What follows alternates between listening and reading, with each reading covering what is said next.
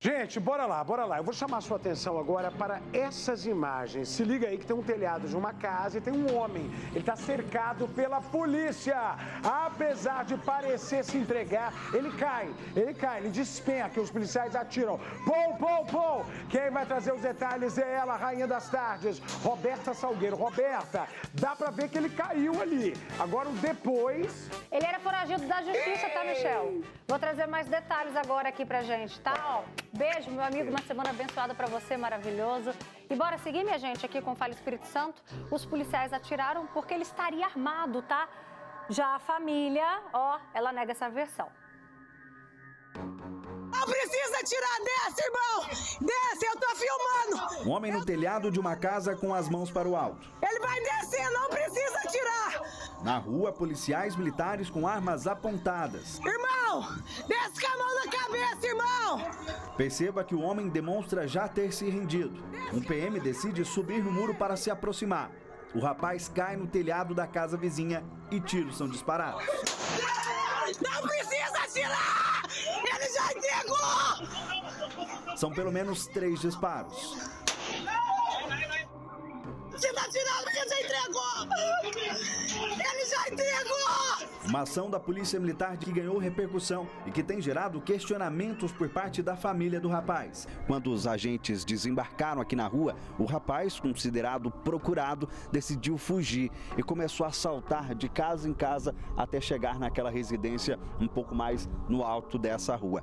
Em determinado momento, quando viu que já não tinha mais para onde correr, o rapaz decidiu se entregar e acabou caindo na garagem da casa ao lado. Consta no boletim de ocorrência que os militares dispararam neste momento, já que o suspeito também estaria armado. A família do jovem contesta essa versão. Letícia é a irmã do homem. Foi ela quem gravou os vídeos da abordagem.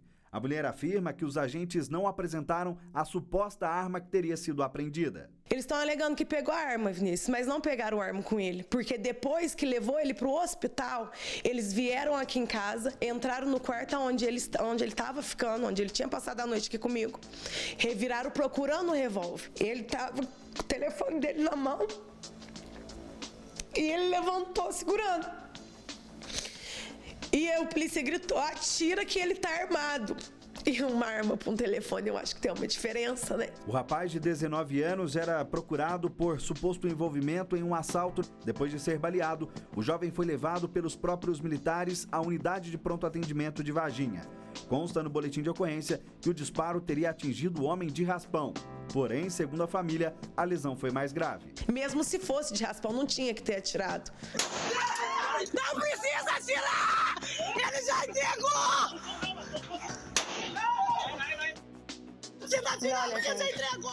A polícia procura por um motorista que atropelou uma família e fugiu sem prestar socorro. Preste atenção nessas informações. As imagens que você acompanha agora mostram um casal caminhando pela rua. O homem de 33 anos carregava nos braços uma criancinha de 3 aninhos. Quando uma caminhonete se aproxima, olha aí, ó, o homem carregando a criancinha, tá vendo? A caminhonete se aproximou e atingiu a família sem entender o que aconteceu. Com o impacto, o pai e a criança são arremessados para a calçada. A mulher de 44 anos também foi atingida. O estado de saúde das vítimas é estável. Elas não correm risco de morte. A polícia de Passos, no interior de Minas Gerais, tenta identificar o motorista.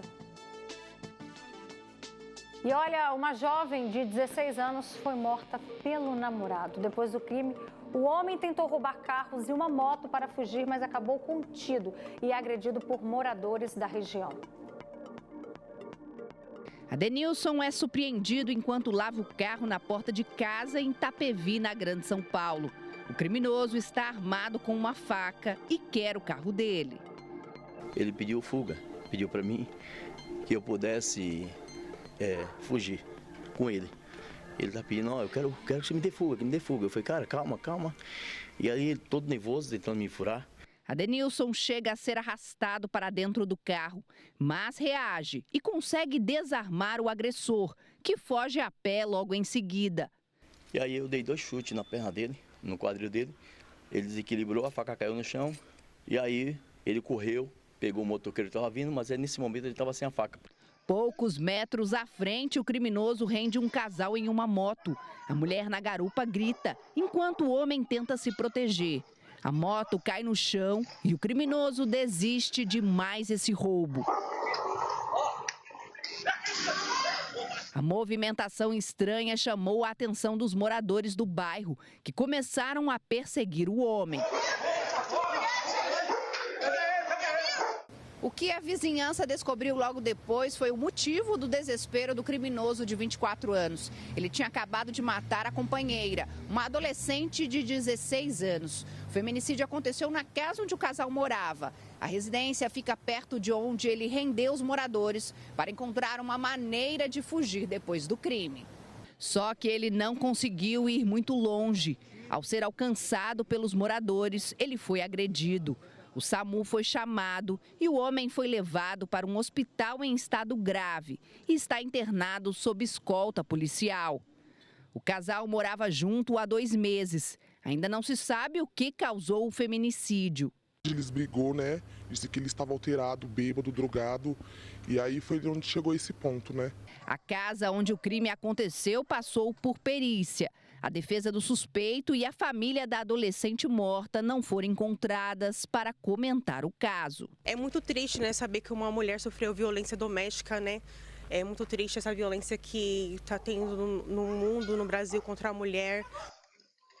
E ainda falando dessa violência absurda contra a mulher, agora uma outra notícia revoltante. Um guarda municipal matou a companheira, gente, no dia do casamento deles. A família ainda comemorava a união do casal quando o feminicídio aconteceu. A recém-casada Nájila Duenas Nascimento, de 33 anos, foi baleada pelo marido, o guarda municipal Daniel Barbosa Marinho, de 55 anos. Marido e mulher discutiram durante a própria festa de casamento. Segundo as testemunhas, o guarda municipal sacou a arma funcional e disparou contra a esposa. Os 3 filhos dela presenciaram tudo. O SAMU foi acionado, mas Nájila morreu a caminho do hospital. Daniel chegou a fugir da cena do crime, mas voltou para casa e acionou os colegas da Guarda Municipal. Ele foi preso em flagrante. Ainda não se sabe o que motivou a briga entre o casal. Segundo a família da mulher, Daniel fica agressivo quando consome bebidas alcoólicas. A casa onde o crime aconteceu passou por perícia da Polícia Civil. A maquiadora que preparou Nájila para a cerimônia de casamento postou essa foto nas redes sociais e lamentou a morte da mulher. Daniel tem quase 30 anos como guarda municipal. A Corregedoria da GM investiga o caso. Essa história aconteceu em Campinas, no interior do estado. A gente vê aí o ápice da violência contra a mulher, né? E olha, mãe e filho de 6 anos foram atropelados por uma viatura. Eles estão internados, viu? Os policiais estavam em alta velocidade a caminho de uma ocorrência quando atingiram a família. A mãe de 28 anos e o filho de 6 atravessavam a rua quando a viatura surge em alta velocidade. Os 2 são atingidos em cheio. Mãe e filho foram socorridos. Ela sofreu traumatismo craniano. O menino teve uma fratura no nariz. Os 2 permanecem internados. No hospital, o pai da criança e companheiro da mulher desabafou sobre o acidente e criticou a imprudência dos policiais. Estou aqui do ladinho do meu filho agora, não vou mostrar ele por questão que ele está bem machucadinho, eu prefiro prezar a imagem dele. Mas vamos lutar sim pelo que é certo, pela justiça. A Secretaria de Segurança Pública lamentou o acidente e afirmou que tanto a Polícia Civil quanto a Corregedoria da Polícia Militar apuram as circunstâncias dos fatos. O caso foi registrado como lesão corporal culposa na direção de veículo, que significa ferir alguém no trânsito sem ter a intenção de fazer isso. E olha, gente, uma mulher morreu depois que assaltantes tentaram furtar o celular que estava no painel da moto dela. Eles chutaram o veículo, a mulher se desequilibrou e caiu. Os assaltantes tentaram furtar o celular que estava no suporte, no painel da moto. Como não conseguiram pegar o aparelho, os ladrões que estavam em outra moto chutaram a moto da vítima. Ela perdeu o controle da direção e bateu contra essa mureta de proteção da marginal do Rio Pinheiros, em São Paulo. A dona da moto, Vilma Araújo dos Santos, morreu na hora. Uma outra mulher estava na garupa. Ela foi levada para o hospital e não corre risco de morrer. Os assaltantes conseguiram fugir. Parte da Marginal Pinheiros ficou interditada para o trabalho da perícia. Uma equipe da Polícia Civil foi até o ponto onde o crime aconteceu. Os investigadores foram a uma obra para tentar conseguir imagens de câmeras de monitoramento que possam ajudar a identificar os criminosos. E a câmera do carro de uma motorista de aplicativo registrou o momento em que ela foi atingida por um jato de spray de pimenta lançado de dentro de uma viatura da Polícia Militar. Olha aí. Stephanie Marques está com o carro parado em uma rua da Zona Leste de São Paulo. Um grupo de jovens passa correndo, o que chama a atenção dela. Por que todo mundo correndo? A motorista continua ali, tentando entender o que está acontecendo, quando é surpreendida pelo spray de pimenta. Repare que o jato entra pela fresta do vidro. Tá ligado, irmãos? A viatura da Polícia Militar passa pelo carro da jovem em baixa velocidade. Com incômodo nos olhos e na garganta, ela abaixa o vidro e acelera para tentar dissipar o gás. Gente, ele jogou spray de pimenta aqui dentro, mano. Como não foi abordada pela Polícia Militar, Stephanie não sabe por que foi atingida. A jovem é motorista de aplicativo e posta vídeos das corridas nas redes sociais. Nós pedimos uma explicação sobre o ocorrido ao Centro de Operações da Polícia Militar e à Secretaria de Segurança Pública, mas ainda não tivemos retorno. São 2h12 e você vai acompanhar agora uma entrevista com a mulher indiciada por tentativa de homicídio contra uma empregada doméstica. Nós mostramos esse caso aqui na semana passada. Ela nega as torturas e diz que teve um surto. Vamos acompanhar. De um lado, a patroa, empreendedora do ramo de festas. Do outro, a funcionária, Samara Regina Dutra Soares, 19 anos. Uma trabalhadora doméstica, à espera do seu primeiro filho. Quem é a verdadeira Carolina? Carolina Estela, hoje é mãe de 2, estou grávida de 3 meses. A senhora sabe o que a Samara disse contra a senhora? Que ela havia sido espancada e que ela havia sido torturada. Nada do que ela falou é verdade. Dei tanto nessa mulher, eu dei tanto que até hoje minha mão tá aqui inchada. E no áudio a senhora conta que a agrediu. Eu estou gestante, inclusive, de 3 meses. E estou tendo, antes de descobrir, já estava tendo alguns surtos, até com meu marido mesmo. O que a senhora fez contra a Samara, exatamente? Que a senhora se arrepende? De ter lá acusado. E sobre agressões? Eu não a agredi.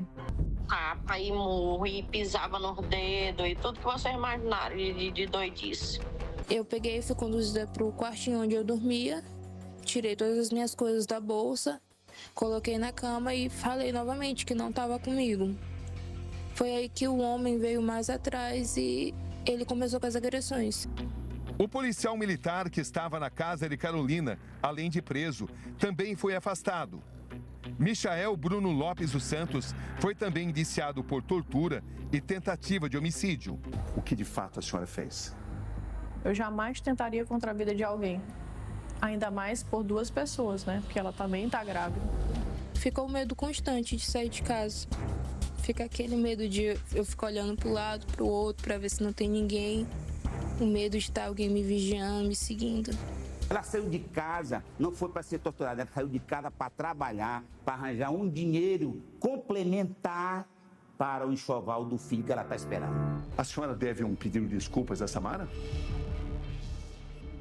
Eu acho que ambas precisam se desculpar, porque o que eu estou passando eu não aconselho para ninguém.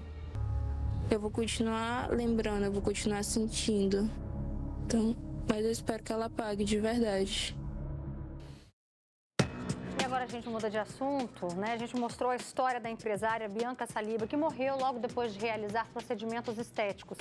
Nós vamos agora ouvir os relatos de outras 2 mulheres que denunciam ter sofrido queimaduras ao fazer uma lipoaspiração com o mesmo profissional. Foram quase 4 anos de silêncio até que Lenira resolveu denunciar. A psicóloga conta que todo o drama começou quando ela fez um tipo de lipoaspiração, indicada para reduzir a flacidez, além de diminuir as medidas. Em vez disso, diz que teve 20% do corpo tomado por queimaduras de 3º grau, um trauma até hoje. O sofrimento de uma queimadura é muito grande, porque a minha queimadura foi de 3º grau. Então, conforme foi explodindo as bolhas, eu só falava, tá ardendo, tá doendo. Lenira passou por uma lipoaspiração Renuvion, feita com este aparelho. Tecnologia que utiliza uma combinação de energia de plasma e radiofrequência associadas ao gás hélio para conseguir a retração da pele. Lenira ficou 52 dias internada. Foram 27 cirurgias. Ela passou por vários enxertos e 2 transfusões sanguíneas. E ainda assim, esse tratamento ainda não acabou. Ela conta que hoje convive com limitações nos movimentos, dores crônicas e ainda vai ter que passar por novos procedimentos. A psicóloga diz ainda que investiu R$90 mil para fazer, além da lipoaspiração, uma abdominoplastia, que remove o excesso de pele do abdômen. Ela diz que escolheu o cirurgião para realizar os procedimentos pela fama dele nas redes sociais. Bom dia, pessoal! Raquel saiu dos Estados Unidos, onde mora, para fazer a lipoaspiração Renuvion aqui no Brasil, com um cirurgião plástico famoso nas redes sociais. Diz que pagou R$70 mil pelo procedimento e o resultado foi o mesmo. Queimaduras pelo corpo que apareceram poucos dias depois da cirurgia. Acabou que nos próximos dias eu estava sentindo muita dor. Eu reparei que começaram a crescer bolhas, nascer bolhas, né? No mês passado, outra paciente dele, Bianca Saliba, de 43 anos, morreu depois de realizar lipoescultura, abdominoplastia e mastopexia, que remodela os seios. A causa da morte ainda é investigada. Nas redes sociais, Seung-Lee se defendeu. Disse que a morte da paciente foi uma fatalidade. Foram quase 10 mil cirurgias, né, para, infelizmente, depois de 10 mil cirurgias acontecer, né, infelizmente, essa intercorrência, né, essa fatalidade. A cirurgia transcorreu normalmente, não teve nenhum problema no decorrer do ato cirúrgico. Isso aconteceu depois, quando ela já estava na sala de recuperação pós-anestésica. Isso, nós estamos deduzindo que o que vai vir no laudo que o Estado vai fazer é que foi uma tromboembolia, né? Algo que pode ocorrer em qualquer caso aí envolvendo anestesia e cirurgia em si. Depois da morte de Bianca, Lenira e Raquel querem que a conduta do médico seja investigada também no caso delas. Ela vai seguir em frente, tomar todas as medidas judiciais cabíveis na esfera civil, criminal, junto à ética profissional dos médicos, então tudo vai ser providenciado. Ele segue atendendo pacientes normalmente. Para as pacientes, nada poderá apagar o que sofreram. Eu queria ficar com a barriga reta. Nossa, eu estava achando o máximo, né? Eu saí de casa muito feliz para comprar um sonho e voltei com um pesadelo. O tribunal reconheceu a negligência do Dr. Sung e sua clínica, mas nada apaga a dor que eu passei, eu e outras vítimas passamos. Porém, a justiça está sendo feita contra esse erro médico absurdo e eu espero que traga um pouco de paz para todas nós e principalmente para a família da Bianca. E ainda pagaram caro, né? Caríssimo por esse sonho. Fico alerta, minha gente. E agora presta atenção nesse flagrante. Mais de 50 animais, entre cães, gatos, porcos e aves, foram encontrados em condições de maus tratos. E tem um detalhe que agrava essa história. Quem comandava esse local era um veterinário. Piso imundo, medicamentos mal armazenados e vencidos. Um centro cirúrgico improvisado. Olha aqui, ó. O cara opera aqui. Você acha que isso é condições? Cheiro terrível, isso daqui totalmente insalubre. Dezenas de animais mantidos em péssimas condições de higiene e cuidados. Bem debilitado, né, doutora? Tá bem debilitado, tá bem magrinho. A gente vê que provavelmente era usado para procriação mesmo. Tudo foi encontrado nesta casa que funcionava como uma clínica clandestina, em Guarulhos, na Grande São Paulo. Recebemos uma denúncia, a princípio eram 2 husky, situação lamentável, dá pra ver que eles estão cheios de nó no corpo, ambiente totalmente sujo, o cheiro que tá forte. E aí a gente passou antes aqui e viu outros animais, tem galinha, tem mais cães lá dentro, situação horrível, né? O responsável pelo local, um veterinário. Aquele que deveria proteger é justamente o que está maltratando. Mais de 50 animais viviam lá, entre adultos e filhotes. 22 cães, 18 galinhas, 8 porcos, 3 pombos e um gato. A suspeita é de que o veterinário Rogenilson Vieira fazia a reprodução desenfreada dos animais, além de procedimentos de mutilação por estética, como corte de orelha e rabo. Uma pessoa comum já responderia por crime de maus tratos aqui, né? Ele tem um agravante que ele fazia com consciência, ele sabia de tudo que ele estava fazendo. Durante a operação, o veterinário responsável pela clínica fugiu para um sítio, em Santa Isabel. Assim que os agentes chegaram, uma movimentação suspeita. Escorreu um cara ali em cima, hein? Um homem se apresentou como caseiro, disse que trabalhava no local há pouco mais de um mês e que Rogenilson tinha saído. No sítio, mais animais com sinais visíveis de maus tratos.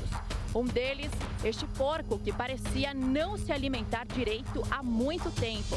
Assim que soube que a situação estava se complicando, o caseiro resolveu falar onde estava o veterinário. Foram horas de buscas na região até que Rogenilson foi encontrado e preso em flagrante. No final da operação foram resgatados 52 animais. Muitos precisaram, com urgência, ser levados para um hospital veterinário. Apresentavam ferimentos pelo corpo, estavam com desidratação e muito abaixo do peso.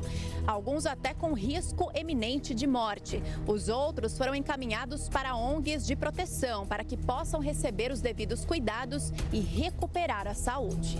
Pegamos um cachorro aí que está com ponto na barriga e um outro, filhotinho, teve que ser socorrido às pressas para a clínica, não vai morrer. Então, até os veterinários aqui estão perplexos com o que viram. Realmente aí, totalmente fora do comum, uma pessoa deturpada, chega até beira a psicopatia. O veterinário Rogenilson Vieira prestou depoimento e permanece preso por maus tratos. Vai responder reclusão de 2 a 5 anos, além do medicamento vencido também, que é crime contra a saúde pública. Um absurdo, né, gente? Agora vem cá, porque uma mãe foi denunciada por tentativa de homicídio depois de tentar dar veneno para o próprio filho, gente. Uma criança de apenas 4 anos. E detalhe, tá? As investigações apontam que o menino não chegou a ingerir a comida envenenada porque foi alertado por quem? Pela irmã. Marla, minha amiga, eu fui acompanhando detalhes dessa história, fui lendo e cada parágrafo que eu ia lendo se tornava pior. Conta pra gente. Boa tarde. Boa tarde para você, Robertinha. Boa tarde a todos que nos acompanham. Que história, assim, eu fiquei chocada quando eu li também, porque, para começar, Robertinha, hoje a gente acompanhou o balanço geral e a gente viu a história de um filho que matou uma mãe de forma cruel, que jogou o corpo dela numa caçamba. Essa mulher foi enterrada no Dia das Mães. Agora, a história de uma mãe que tenta envenenar um filho de 4 anos e que fala que é para se vingar do marido, porque foi esse o motivo que essa mulher deu. Essa história não aconteceu em 2026, não. Aconteceu em 2023, mas rende até hoje. Sabe por quê? Porque agora o Ministério Público do Estado denunciou essa mãe que tentou envenenar o próprio filho, que à época tinha 4 anos. Aí é que começa assim, ficar cada vez pior. Primeiro, ela tenta cometer esse crime e grava. E manda isso para a família, dizendo que vai fazer, que vai acontecer. O que ela não esperava, segundo a denúncia, é que esse vídeo viralizasse. Na imagem, que nós, claro, borramos, ela aparece preparando o lanche da criança e colocando, segundo o que diz a polícia e o Ministério Público, chumbinho na comida do filho. Ela se defendeu, dizendo que era amendoim. Depois disso, ela dá o lanche para o filho. Temos esse temos essa imagem também, mas preferimos não exibir a imagem para não expor a família. A criança chega a colocar a comida na boca e a irmã mais velha, sabendo das ameaças feitas pela própria mãe, falou e gritou para o menino: joga a comida fora porque a comida está envenenada. Momento em que o menino cospe a comida e aí não morre, porque se o menino tivesse engolido, poderia ter morrido, segundo o Ministério Público. Essa família já foi denunciada várias vezes para o Conselho Tutelar. Ela, inclusive, episódios anteriores a esse do chumbinho, por exemplo, o pai das crianças teria batido e tentado esfaquear a mãe e a mãe esfaquear ele. Ela pediu uma medida protetiva e daí, quando o Conselho Tutelar chegou lá, o marido já estava lá dentro de novo, ela falou que tinha perdoado. Enfim, as crianças já foram vistas catando comida no lixo aqui na Grande Vitória. Uma família completamente desestruturada e essas crianças sofrendo na mão de 2 adultos, segundo o Ministério Público, inconsequentes. Agora é esperar e aguardar para ver o que as investigações vão dizer sobre esse caso, Robertinho. Ai, que tristeza, Marla, pensar, né? Ontem, Dia das Mães, e você trazendo aqui detalhes dessa história tão triste de alguém que poderia ser e deveria ser a referência de amor na vida dessa criança. Você fica imaginando esse menino crescendo e ouvindo essa história. Essa irmã também que salvou a vida desse menino. Meu Deus, Marla, que tristeza. Obrigada, tá? Pelas suas informações, amigo. Uma boa semana. E agora eu convido você a continuar prestando atenção aqui no Fale Espírito Santo, porque uma pesquisa do Fórum Brasileiro de Segurança Pública com o Datafolha trouxe números impressionantes sobre o medo que os brasileiros têm da violência. Olha só, eu tenho certeza que você vai se identificar. Mais de 96% da população com 16 anos ou mais tem medo de sofrer algum crime. O maior medo, minha gente, é cair em golpe e perder dinheiro pela internet ou pelo celular. Essa foi a resposta de 83% dos entrevistados. Aí logo em seguida, olha só, esse medo do roubo à mão armada, de ser morto durante um assalto e de ter o celular roubado ou furtado. O medo da violência afeta mais ainda as mulheres e tem impacto direto na vida de 57% da população. São pessoas que já mudaram algum tipo de hábito para diminuir os riscos de serem vítimas de crimes, como, por exemplo, deixar de sair à noite, mudar de trajeto, né? E você aí de casa, você que está agora acompanhando o Fale Espírito Santo, diz para mim, já foi vítima de algum crime ou conhece alguém que tenha sido? É um trauma muito difícil de ser superado. Você também tem medo de sair à noite? Evita lugares que considera perigosos? Mudou algum hábito por conta dessa violência, dessa insegurança? Manda pra gente o que você tem feito para se proteger, porque aqui no nosso estúdio a gente recebe a Patrícia Inácio, a Roberta Gomes, elas vão contar pra gente o que já aconteceu na vida delas, o que elas têm mudado em relação a esse hábito, né, de tentar ter uma rotina normal, mas a gente sabe que a gente acaba se adaptando à violência, infelizmente. Obrigada pela presença de vocês. Obrigada. E eu também cumprimento aqui a Gisélia Freitas, psicóloga, que vai participar com a gente desse debate, de que maneira isso tem impactado até mesmo o nosso psicológico. E o medo e a ansiedade de algo que ainda nem aconteceu com você. Será que isso vai só prejudicando, né, ocasionando, provocando uma ansiedade? Daqui a pouquinho a Gi vai contar pra gente. Mas antes, vamos saber de vocês. Roberta, você já foi assaltada? Eu e Roberta já, infelizmente. E aí, como é que isso impactou a sua vida, no seu comportamento no dia a dia? Então, quando aconteceu, né, eu estava com a minha filha, que para mim foi um grande agravante, assim, né? Entrei em uma farmácia específica lá em Campo Grande, fiz 2 saques e entrei em um salão.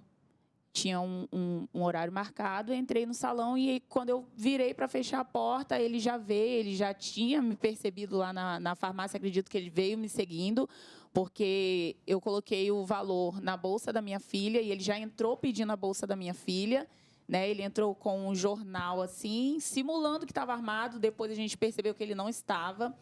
E no primeiro momento a gente fica sem reação, a gente tenta reverter a situação, né? Tenta convencer a pessoa a não fazer aquilo. Eu estava com um celular novinho, tinha acabado de ganhar do meu avô. Então, assim, minha filha bem assustada e eu sem reação. É um sentimento horrível, é um medo, um pânico, uma coisa assim que a gente não... Na hora você não sabe, ao mesmo tempo o desejo de se proteger e proteger o seu bem, né? E num determinado momento, ele o tempo todo com o jornal, escondendo a suposta arma, que não tinha. E aí a minha filha, ela estava percebendo tudo de longe, olhando toda aquela movimentação. Quantos e ele anos sua filha pedindo... tinha? A minha filha, ela era novinha, ela tinha uns 10 anos, assim. E aí ela deu um passo para frente e quando ela deu um passo, ele empurrou, ela bateu na parede, caiu, aí o tempo fecha, você fica cega. E eu fui para cima dele e comecei a procurar coisa para atacar nele, ele meio desesperado, mas levou o valor. E aí hoje, coincidentemente, aconteceu de eu ir em uma agência fazer uma retirada e tinha uma pessoa atrás de mim. E aí a gente percebe, né? Eu tô até ansiosa para ouvir ela falar referente, porque a gente percebe que algo que às vezes você passou já há um tempo reverbera na sua vida até hoje. Porque eu tive o mesmo sentimento, tipo assim, meu Deus, será que está me percebendo? Será que eu fiquei enrolando dentro da agência para ver que ele realmente não estava parado assim, né? Tentando ver alguma coisa e só depois eu saí. E não é só quem já viveu isso há um tempo que isso reverbera, não. Eu estava aqui conversando com a Patrícia não foi assaltada, a mãe dela já sofreu, né? Já foi vítima de um assalto. E mesmo você não tendo passado por isso, de alguma maneira, ouvir as histórias, saber desses relatos e acompanhar os noticiários, isso já te deixa, já faz com que mude os seus hábitos, a sua rotina, já te deixa apreensiva, Patrícia? Total, Roberta. Eu estava contando há pouco tempo de uma situação que eu faço e eu acho assim um absurdo, né? Mas é um costume meu. Eu gosto muito de caminhar à noite. Que depois do meu serviço, eu trabalho muito sentada ali o dia todo, e eu gosto muito de caminhar, faz bem, assim, para mim.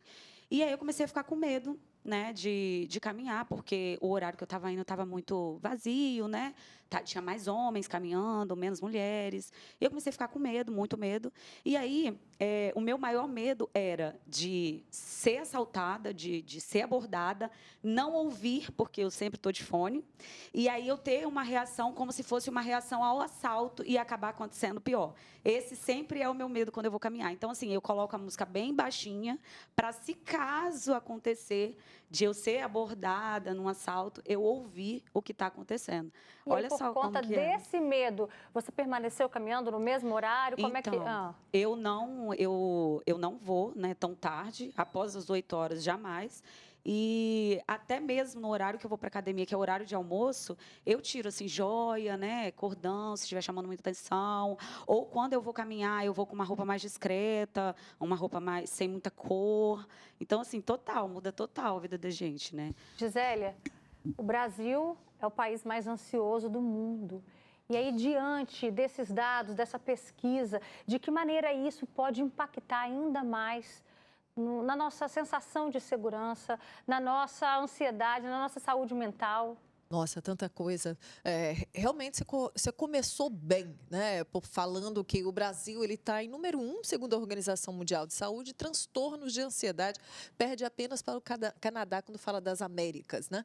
Isso é muito alto. E se pensar que o recorde histórico em 2025 das 546 mil pessoas afastadas por transtorno emocional, né? O transtorno de ansiedade está em número 1, seguido da depressão. Tá? Então, as pessoas estão realmente adoecendo. E, na verdade, o medo é uma resposta psicológica legítima de algo que vivemos em termos de sociedade aqui. Então, a violência, mesmo quem não sofreu, sofre antecipadamente, ou socialmente, ou psicologicamente, por tudo aquilo que a gente absorve. Todo mundo já teve alguém que passou por alguma experiência negativa e o medo de passar pela experiência, né, também é legítima. O nosso cérebro, ele quer o quê? Nos proteger. O medo é um pisca-alerta, é uma forma de nos autopreservar, para você ficar atento. Então, se você tem medo de ser atropelado, vai olhar 3, 4 vezes antes de atravessar a rua. Até certo ponto, esse medo é legítimo, né? E até assegura a pessoa, senão, como é que você fala para os seus filhos, né, Roberta? Para de ficar falando no celular no meio da rua, alguém vai te roubar. Então, deixa a pessoa preocupada. O que tem que ver? O nível, porque as pessoas estão começando a entrar com síndrome do pânico. Aí se esse transtorno de ansiedade relacionado à violência não for tratado, não for pensado, questionado e trabalhado, vira síndrome do pânico. E o que é síndrome do pânico? A paralisia, aí deixa de ser medo. Aí esse transtorno faz com que a pessoa deixe de socializar, deixe de trabalhar e deixe até de viver. E tem muita gente se identificando com esse assunto. Já temos aqui participações no nosso WhatsApp. Boa tarde, Roberto. Eu fui assaltada uma vez e feita como refém em um assalto na loja do meu bairro. Hoje eu tenho muito medo e não saio mais à noite sozinha. Só em último caso. Daqui a pouco a gente vai até trazer esse dado que as pessoas, 1/3 das pessoas entrevistadas, disse que mudou esse hábito. Não sai mais à noite sozinha. Mais de 35%, na verdade, tá, gente? Relatou isso. E roubaram o celular, só que tinha 1 mês de uso. Era um presente de Dia das Mães que ganhei da minha filha. Esse é o relato da Valdinete, do bairro Grande Vitória.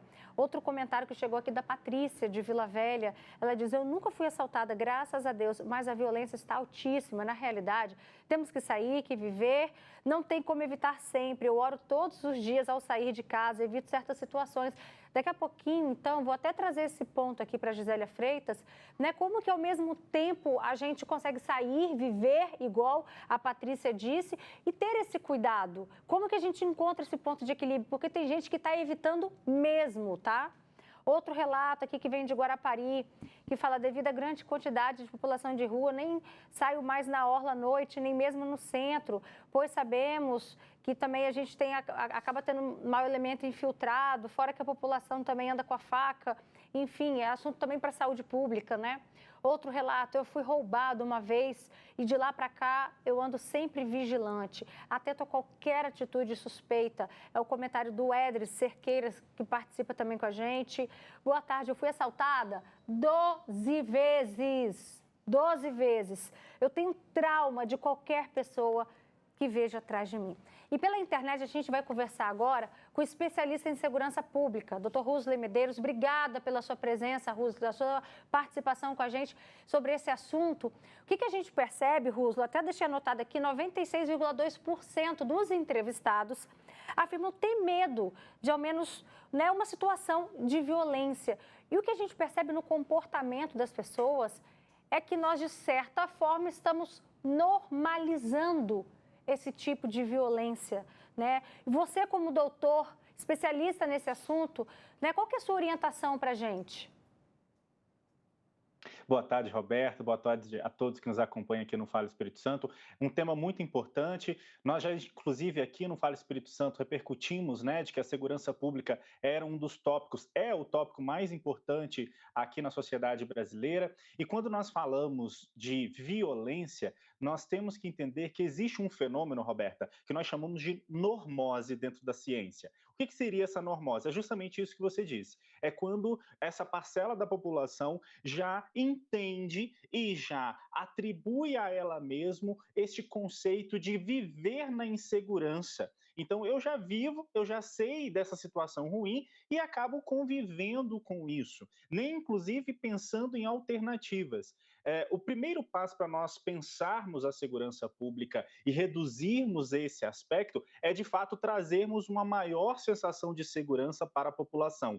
Isso com instrumentos a curto, médio e a longo prazo. Mas o que nós temos visto e constatado é que, embora, e aqui é uma questão muito importante, Roberta, embora a gente tenha visto esse aumento da sensação de insegurança, quando a gente avalia os dados, a violência ela tem reduzido, sim, algumas violências, né? Principalmente as patrimoniais, os homicídios. Nós já tivemos no Brasil mais de 60 mil homicídios. Hoje nós estamos na casa de 40 mil. Claro que ainda é um número altíssimo, mas a gente tem visto alguns avanços dentro da área da segurança pública. Só que nós já estamos tão acostumados por essa normose de vivermos e convivermos com a violência que nós já normalizamos a violência e entendemos que ela pode nos atingir a todo e a qualquer momento. Então, é uma oportunidade de nós repensarmos a nossa estrutura social, a nossa coesão social e reivindicarmos para que nós possamos ter uma segurança pública de fato, para que eu e você, Roberta, possamos sair nas ruas com os nossos celulares, com os nossos cordões, com o relógio, sem o risco de sofrermos um assalto ou de sofrermos uma violência ou de sermos atingidos, por exemplo, por uma bala perdida. E olha só, Rusley, mulheres e cidadãos da classe D e E relatam esse medo mais latente, né? De fato, é uma sensação de insegurança que nós temos ou os criminosos têm mesmo essa busca por esses alvos? Roberta, esses dados, inclusive, nós temos 2 passos importantes. O primeiro é a segurança pública e a sensação de violência, ela atinge a todas as classes, da classe A, classe E, então atinge todo mundo. O que vai diferenciar é qual é o tipo de violência mais própria de cada classe. As classes A, B e C estão mais ligadas a crimes patrimoniais. A classe D, a classe E estão mais ligadas a crimes relacionados à violência física, principalmente também quando envolve questões do feminicídio e questões envolvendo a violência contra a mulher. Então, de fato, nós vivemos no Brasil, sim, uma situação de insegurança, então não é um imaginário social de que a gente vive na insegurança. Mesmo porque, Roberto, uma outra pesquisa indica que 95% das pessoas que saem do Brasil para viver em outros países, principalmente na Europa, são pessoas que saem por conta da insegurança e da violência que tem no Brasil. Então, não é algo imaginário, pelo contrário, a violência é algo enraizado, normalizado e que nós convivemos diariamente no Brasil, e o grande problema é aquilo que nós estávamos falando antes e que você muito bem colocou. Nós normalizamos isso e essa normose acaba atingindo também as nossas decisões no cotidiano, entre sair ou não sair, fazer ou não fazer alguma coisa, usar ou não usar, comprar ou não comprar algum objeto. Vamos ler aqui algumas participações, Ruzi. Daqui a pouquinho a gente volta a falar com você. Tem telespectador dizendo, Roberta, eu sou a Renata. Olha, nem precisa sair de casa para a gente mudar os hábitos, porque você já é roubada dentro de casa, o telefone. Exatamente isso daqui. O Ruzi pontuou muito bem. Geralmente a classe A e B teme mais sofrer algum tipo de violência no meio digital, golpes, por exemplo, né? Ou então patrimonial também, que é o caso aqui do relato, por exemplo, da Renata. Outro comentário, já fui assaltada, estava com meu filho de 8 anos na porta de casa, esperando um carro por aplicativo. Eu tenho carteira de moto e não piloto por medo de assalto. Boa tarde, Albertinha, a violência está demais, já corri de pessoas que desconfiei que iriam me assaltar. Olha o nível do medo. Talvez nem seria um assaltante. Eu também já me vi nessa situação, tá? Robertinha, meus 3 filhos já foram assaltados. Meu filho mais velho foi 2 vezes. Minha filha foi assaltada junto com o esposo dela. Levaram a moto deles com arma na cabeça. E meu filho caçula sempre ficava com medo, pois ele falava que se acontecesse algo com ele, ele reagiria. Aí você pensa, o coração da mãe, como é que fica em ouvir isso, gente? Mas graças a Deus, viu, gente? Ele não reagiu, foi até recente. E o celular só tinha pago 2 prestações. Quando eu fui, eu reagi e tomei o celular da mão da mulher e gritei com ela. Graças a Deus, ela não estava armada. Foi um impulso. A gente realmente não sabe como vai lidar, né, com aquela situação. E você reagiu, né, Roberta? Reagi. Estava levando tudo tranquilamente. Era a primeira vez, né, naquela situação. Mas a gente, quanto mãe, né, tocou no filho, acabou. Eu estava entregando, já tinha entregado a bolsinha, já tinha entregado meu celular, falei até com ele, poxa, é novo, acabei de ganhar do meu avô. Você chegou a falar isso para ele? Falei na hora, falei, poxa, meu celular é novo, acabei de ganhar do meu avô, mas ele também não conversava muito, só pedindo, assim, muito grosseiro, sabe? E até então, para mim, estava tudo certo, ele já estava com tudo em mãos, celular, a bolsinha que estava com o dinheiro. E aí a minha filha, quando ela se aproxima, ele bate, aí acabou. Aí eu reagi, fui para cima, perdi o medo, fui para cima, bati nele, procurei coisa. E hoje, contando essa história, Roberta, como é que você avalia essa sua reação? Muito natural, não apropriada, mas natural pela situação, né? Porque a minha filha ela chegou a bater na parede e cair. Então, assim, ele já tinha tudo, não precisava, né? Então, mas a gente sempre tentando seguir essas orientações, porque, Roberto, hoje as pessoas estão muito dispostas a fazer o mal. Muito dispostas mesmo. E aí eu pergunto para a Gisélia, diante de uma situação como essa, ainda mais quando tem crianças envolvidas, que a gente não sabe qual é a maneira ideal para proteger, tem como, já que existe esse medo, já tem esse sinal de alerta sempre ligado, tem como a gente trabalhar o nosso psicológico para a gente tentar reagir da melhor maneira possível diante daquela situação tensa, Gisélia? Claro, com certeza tem, né? Uma coisa é o preparo, outra coisa é quando você sobe o palco, né? Para atuar naquela reação. Então, eu achei honesto a fala dela, que ela parou e pensou, né? Não é adequado, mas foi algo natural, ou seja, ela não preveniu aquilo, né? Então, foi um instinto materno diante de uma situação que não era nem a sua proteção, mas a proteção de filho, né? Aquela questão da mãe. Claro que não é adequado, né?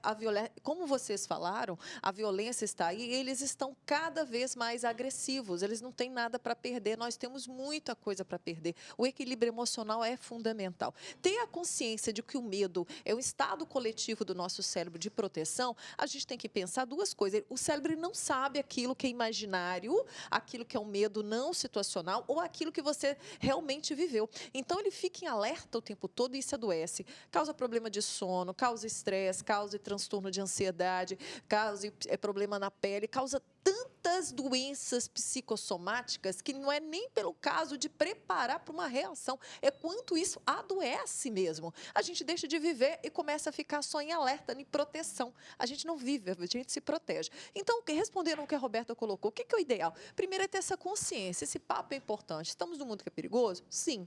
Mas é o tempo todo, estado de alerta? Não. O que eu posso trabalhar? Se acontecer isso comigo, acho que em casa todo mundo pode pensar isso. Se acontecer comigo, como eu ia reagir em frente ao que as meninas estão colocando? Então, quando você planeja, quando você trabalha, quando o seu cérebro ele já está num estado não só de alerta o tempo todo para adoecer, mas de preparo, você trabalha o emocional. E aí, quando acontecer, você pensar, há algo mais importante do que aquilo, a vida. Nem discutir, nem conversar, não vale a pena. O instinto de proteção, ok, né? A gente dá um suspiro ali, mas nada, nem falar é novo, é velho, por favor, porque eles não vão ficar sensibilizados. Nossa, é sua avó que deu? Nossa, toma aqui. Nossa, foi mal, devolve. Obrigada, Gisélia. Olha, só para finalizar, tem uma pessoa falando que a casa dela já foi invadida 16 vezes. Você imagina, nem em casa essa pessoa está segura. Obrigada, Roberta. Obrigada, Patrícia, pela participação de vocês. E Rusley, nosso tempo acabou, meu amigo, mas você é sempre bem-vindo aqui no programa. Beijão, tá? Sinta-se abraçado por todos nós.